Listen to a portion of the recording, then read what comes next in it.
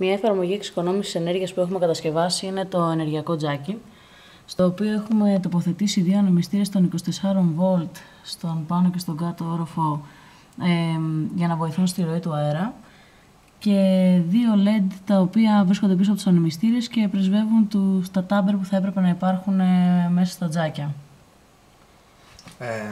Οι αισθητήρες που χρησιμοποιούνται για αυτή την εφαρμογή είναι ένας θερμοστάτης των 55 βαθμών Κελσίου μέσα στο τζάκι, ο οποίος ανιχνεύει την ύπαρξη φλόγας, και ένας θερμοστάτης χώρου που ενεργοποιείται στους 35 βαθμούς Κελσίου στον επάνω όροφο.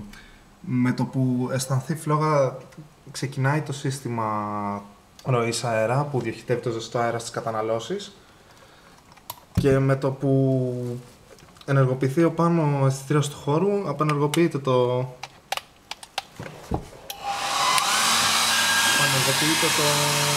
σύστημα.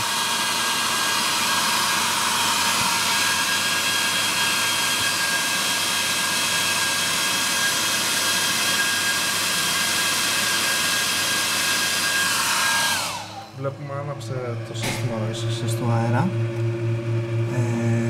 Τώρα θα τροφοδοτήσουμε το θερμοστάτη του χώρου με ζεστό αέρα.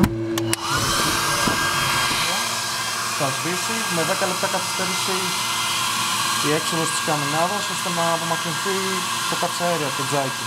Έπειτα το τζάκι λειτουργεί σαν κλασικό τζάκι.